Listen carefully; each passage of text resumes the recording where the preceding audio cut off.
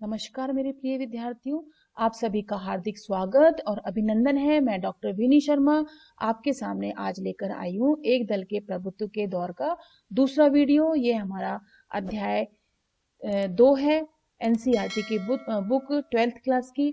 इसमें हम पढ़ेंगे पहले 3 चुनावों में कांग्रेस का प्रभुत्व किस प्रकार से रहा। बच्चों, जैसा कि हम सभी को पता है कि पहले आम चुनाव के नतीजों से शायद ही किसी को अचंभा हो कि कांग्रेस पार्टी की जीत होगी। आशा यही थी कि यही कांग्रेस पार्टी ही जो है, कांग्रेस दल ही जो है चुनावों में जीतेगा। और राष्ट्रीय कांग्रेस का लोकप्रिय नाम भी कांग्रेस ही था। और इस पार्टी को स्वाधीनता संग्राम की विरासत भी हासिल थी। और तब के दिनों में यही एकमात्र पार्टी थी जिसका संगठन जो था पूरे देश में विद्यमान था। इस पार्टी में खुद नेहरू जी थे। इनका व्यक्तित्व करिश्माई और लोकप्रिय था। और नेहरू जी ने कांग्रेस पार्टी के चुनाव अभियान की अगुवाई की, पूरे देश का दौरा किया, जगह जगह वे गए। जब चुनाव परिणाम घोषित हुए तो कांग्रेस पार्टी को भारी भरकम जीत से बहुतों को आश्चर्य भी हुआ। और इस पार्टी ने लोकसभा के पहले आम चुनाव में 489 सीटों से में 364 सीटें जीती। और इस तरह वह किसी भी प्रतिद्वंदी से चुनावी दौड़ में बहुत आगे निकल चुकी थी। जहां तक सीटों पर जीत हासिल करने का सवाल है, पहले आम चुनाव में भारतीय कम्युनिस्ट पार्टी भी दूसरे नंबर पर थी। और उसे आप इसमें देख सकते हैं बच्चों, इस मानचित्र के अंतर्गत कांग्रेस के प्रभुत्व 1952 से 1967, 1952 से लेकर के 1967 तक किस प्रकार से रहा।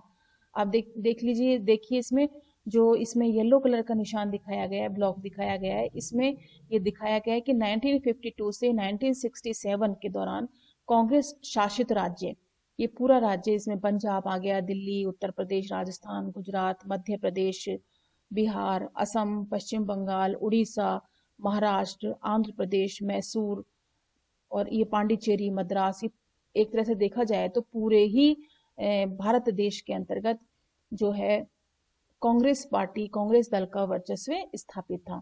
और आप यहाँ देख सकते हैं ये ऑरेंज कलर के ब्लॉक में केरल डेमोक्रेटिक लेफ्ट फ्रंट 1957 से 1959, जिसमें आप ये केरल देख सकते हैं, इसमें इनको पूरा सपोर्ट मिला। इसके बाद जम्मू और कश्मीर में नेशनल कॉन्फ्रेंस को जो है बहुमत प्राप्त था। तो इस प्रकार से इस मानचित्र में दिखाया गया है। देख लीजिए आप, लोकसभा में 489, लोकसभा में सीट 494 और लोकसभा में सीट 494। पहले आम चुनाव में, दूसरे आम चुनाव में और तीसरे आम चुनाव में आप देख सकते हैं 52, 57 और 62 में। क्या आप उन जगहों को पहचान सकते हैं जहां कांग्रेस बहुत मजबूत थी? किन प्रांतों में दूसरी पार्टियों को ज्यादा सीटें मिली? आप ये देख लीजिए, ये नक्शा जो है किसी पैमाने के हिसाब से बनाया गया भारत का मानचित्र नहीं है। इसमें दिखाई गई भारत की अंतर्राष्ट्रीय सीमा रेखा को प्रामाणिक सीमा रेखा नहीं माना जाए। ये तो सिर्फ आपको ये बताने का प्रयास किया है कि इन इन क्षेत्रों में, यानी कि पूरे देश में ही कांग्रेस का वर्चस्व था, कांग्रेस की ही विरासत जो है, यानी हम कहें भारत स्वतंत्रता आंदोलन की विरासत के रूप में जो कांग्रेस को जो मिला, वह पूरे देश में आप देख सकते हैं। इसके बाद आप देखें कि कुल 16 सीटें हासिल हुई थी। और लोकसभा के चुनाव के साथ विधानसभा के भी चुनाव कराए गए थे। और कांग्रेस पार्टी को विधानसभा के चुनाव में बड़ी जीत हासिल हुई थी। त्रावणकोर, कोचीन, आज के केरल का एक हिस्सा, मद्रास और उड़ीसा को छोड़कर सभी राज्यों में कांग्रेस ने अधिकतर सीटों पर जीत हासिल की। आखिरकार इन 3 राज्यों में भी कांग्रेस की ही सरकार बनी और इस तरह राष्ट्रीय और प्रांतीय स्तर पर पूरे देश में कांग्रेस पार्टी का शासन कायम रहा। उम्मीद के मुताबिक जवाहरलाल नेहरू पहले आम चुनाव के बाद प्रधानमंत्री बने। और यहाँ एक चुनावी मानचित्र दिया गया है और इस पर एक नजर दौड़ाने में से आपको अंदाजा लग जाएगा कि 1952 और 1962 के बीच कांग्रेस पार्टी किस कदर हावी थी। तो अभी मैंने आपको मानचित्र दिखाया, इसमें आप देख सकते हैं, आपने देखा अभी कि किस तरीके से पूरे राज्य में कांग्रेस का आधिपत्य या कांग्रेस का वर्चस्व था। और इस तरह राष्ट्रीय प्रांतीय स्तर पर पूरे देश में कांग्रेस पार्टी का शासन कायम हुआ। और उम्मीद के मुताबिक नेहरू पहले आम चुनाव के बाद प्रधानमंत्री बने। यहाँ एक चुनावी मानचित्र दिया गया और इस पर हम नजर दौड़ाएं तो अंदाजा लग ही गया हमें कि किस तरह कांग्रेस पार्टी का किस कदर इस पर हावी थी। और दूसरा आम चुनाव 1957 में हुआ और तीसरा 1962 में हुआ। इन चुनावों में भी कांग्रेस पार्टी ने लोकसभा में अपनी पुरानी स्थिति को बरकरार रखा और उसे 3/4 सीटें मिली। कांग्रेस पार्टी ने जितनी सीटें जीती थी उसका दशांश भी कोई विपक्षी पार्टी नहीं जीत सकी थी, और विधानसभा के चुनावों में कहीं कहीं कांग्रेस को बहुमत नहीं मिला। और ऐसा ही एक महत्वपूर्ण उदाहरण केरल का भी था।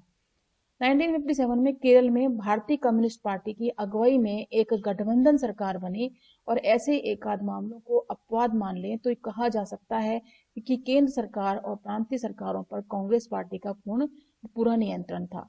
कांग्रेस पार्टी की जीत का यह आंकड़ा और दायरा हमारे चुनाव प्रणाली के कारण भी बड़ा चढ़ा दिखता है, और चुनाव प्रणाली के कारण कांग्रेस पार्टी की जीत को अलग से बढ़ावा भी मिला। मिसाल के तौर पर देखें तो 1952 में कांग्रेस पार्टी को कुल वोटों में से 45% वोट हासिल हुए थे, लेकिन कांग्रेस को 74% सीटें हासिल हुई। सोशलिस्ट पार्टी वोट हासिल करने के लिहाज से दूसरे नंबर पर थी, और 1952 के चुनाव में पूरे देश में कुल 10% वोट मिले थे, लेकिन यह पार्टी 3% सीटें भी नहीं जीत पाई थी। आखिर यह हुआ कैसे?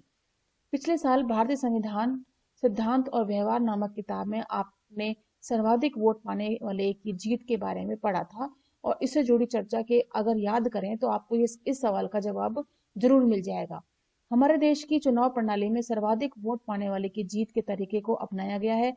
ऐसे में अगर कोई पार्टी बाकियों की अपेक्षा थोड़ी ज्यादा वोट हासिल करती है तो दूसरी पार्टियों को प्राप्त वोटों के अनुपात की तुलना में उसे कहीं ज्यादा सीटें हासिल होती हैं। यही चीज कांग्रेस पार्टी के पक्ष में भी साबित हुई। अगर हम सभी गैर कांग्रेसी उम्मीदवारों के वोट जोड़ दें तो वह कांग्रेस पार्टी को हासिल कुल वोट से कहीं ज्यादा होंगे, लेकिन गैर कांग्रेस वोट विभिन्न प्रतिस्पर्धी पार्टियों और उम्मीदवारों में बंट गए हैं। इस तरह कांग्रेस बाकी पार्टियों की तुलना में आगे रही और उसने ज्यादा सीटें जीती।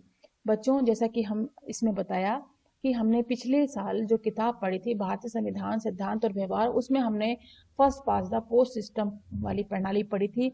उसमें हमने ये जाना था क्योंकि भारत जो है एक बहुदलीय व्यवस्था है, और बहुदलीय व्यवस्था में बच्चों क्या होता है कि मतदाताओं के वोट जो हैं विभिन्न दलों में विभाजित हो जाते हैं, और विभिन्न दलों में विभाजित होने का परिणाम क्या होता है बच्चों? यदि किसी एक पार्टी, चाहे वे भाजपा हो, चाहे कांग्रेस हो, चाहे कोई और दल हो, उसको एक वोट भी या कुछ वोट ही ज्यादा अगर उसे मिल जाते हैं तो वह जीती हुई मानी जाती है, क्योंकि हमारे यहाँ प्रणाली ही यही है, first pass the post system, सर्वाधिक वोट पाने वाले की जीत। और जितने उसको वोट मिले हैं, जीती हुई पार्टी को जितने वोट मिले हैं उससे कहीं ज्यादा वोट उसके विरोध में पड़ जाते हैं, यानी कि हम कहें कि अन्य पार्टियों में विभाजित हो जाते हैं। तो इस कारण से यह प्रणाली एक स्पष्ट, हम कहें तो स्पष्ट निष्कर्ष या मूल्यांकन जो है मतदाताओं का या मतदाताओं की इच्छाओं का नहीं कर पाती है। अब देखिए बच्चों, राजकुमारी अमृत कौर के बारे में बताया गया है इसमें। गांधीवादी स्वतंत्रता सेनानी, 1889 से 1964 तक का इनका कार्यकाल था। कपूरथला के राज परिवार में जन्म लिया। विरासत में माता से ईसाई धर्म मिला और संविधान सभा की सदस्य। स्वतंत्र भारत के पहले मंत्रिमंडल में स्वास्थ्य मंत्री, 1957 तक स्वास्थ्य मंत्री के पद पर रही। बच्चों ये देखिए, दी हिंदू में भी इंडियाज नेशनल न्यूज़पेपर है ये, इसमें भी दुनिया के बारे में बताया गया है।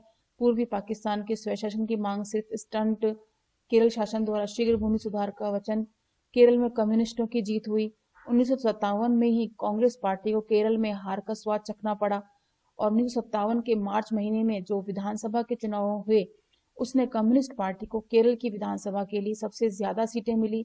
कम्युनिस्ट पार्टी को कुल 126 में से 60 सीटें मिली। 5 स्वतंत्र उम्मीदवारों का भी समर्थन इस पार्टी को प्राप्त था। राज्यपाल ने कम्युनिस्ट विधायक दल के नेता EMS नंबूदरीपाद को सरकार बनाने का न्योता दिया। दुनिया में यह पहला अवसर था जब एक कम्युनिस्ट पार्टी की सरकार लोकतांत्रिक चुनावों के जरिए बनी। केरल में सत्ता से बेदखल होने पर कांग्रेस पार्टी ने निर्वाचित सरकार के खिलाफ मुक्ति संघर्ष छेड़ दिया। भारतीय कम्युनिस्ट पार्टी सत्ता में इस वायदे के साथ आई थी कि वह कुछ क्रांतिकारी और प्रगतिशील नीतिगत पहल करेगी। कम्युनिस्टों का कहना था कि इस संघर्ष की अगुवाई निहित स्वार्थों और धार्मिक संगठन कर रहे हैं।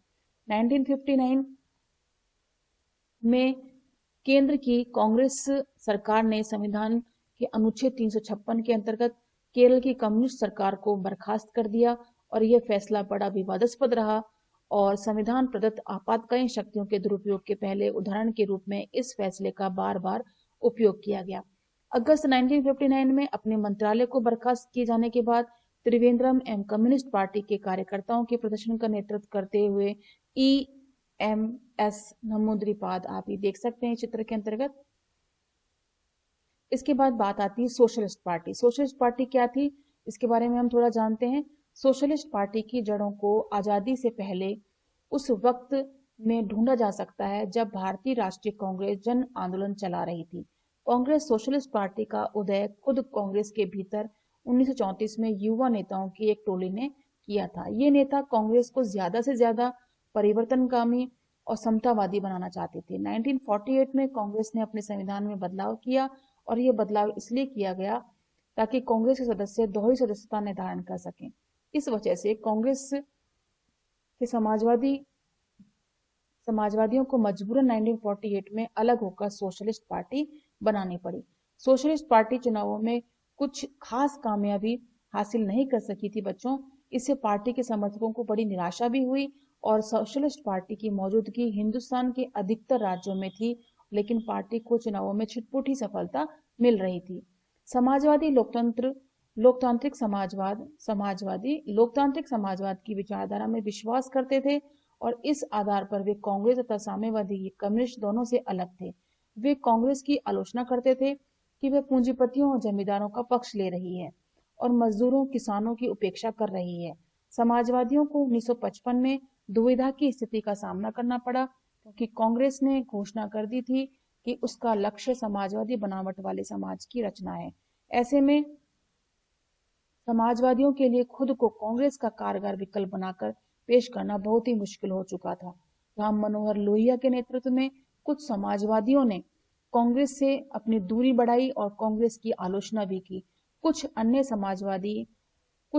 समाजवादियों मसलन अशोक मेहता ने कांग्रेस से हल्के फुल्के सहयोग की तरफदारी भी की और सोशलिस्ट पार्टी के कई टुकड़े हुए और कुछ मामलों में बहुधा मेल भी हुआ। इस प्रक्रिया से कई समाजवादी दल बन गए। इन दलों में किसान मजदूर प्रजा पार्टी, प्रजा सोशलिस्ट पार्टी, संयुक्त सोशलिस्ट पार्टी का नाम लिया जा सकता है। जयप्रकाश नारायण, अच्युत पटवर्धन, अशोक मेहता, आचार्य नरेंद्र देव, राम मनोहर लोहिया, SM जोशी समाजवादी दलों के नेताओं में प्रमुख थे।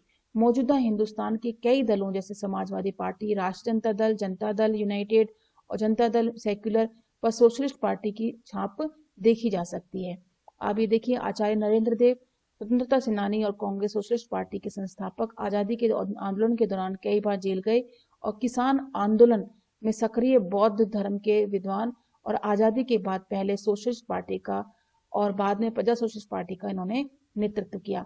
तो सोशलिस्ट पार्टी जो है समाजवादी पार्टी, ये इस पार्टी ने भी लोकतांत्रिक समाजवादी समाज का समर्थन किया और लेकिन इनमें आपस में कुछ छुटपुट हल्के फुल्के विवादों के कारण यह पार्टी विभिन्न दलों में विभाजित भी हो गई और इन्होंने समाजवादी पार्टी ने इन विभिन्न दलों का निर्माण हुआ इसके अंतर्गत, जिसमें किसान मजदूर पार्टी, प्रजा सोशलिस्ट पार्टी, संयुक्त सोशलिस्ट पार्टी के नाम उल्लेखनीय है, लेकिन इनको भी कुछ खासी सफलता हासिल नहीं हुई और कांग्रेस पार्टी का ही प्रभुत्व जो है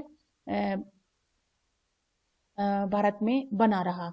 बच्चों, मैं उम्मीद करती हूँ कि यह वीडियो और यह विषय आपको समझ में आया होगा, किस प्रकार से एक दल का प्रभुत्व स्थापित रहा। अब हम नेक्स्ट वीडियो में आपके साथ फिर मिलेंगे और उसमें हम कांग्रेस के प्रभुत्व की प्रकृति के बारे में चर्चा करेंगे। तब तक के लिए हम आपसे विदा लेते हैं। धन्यवाद और नमस्कार।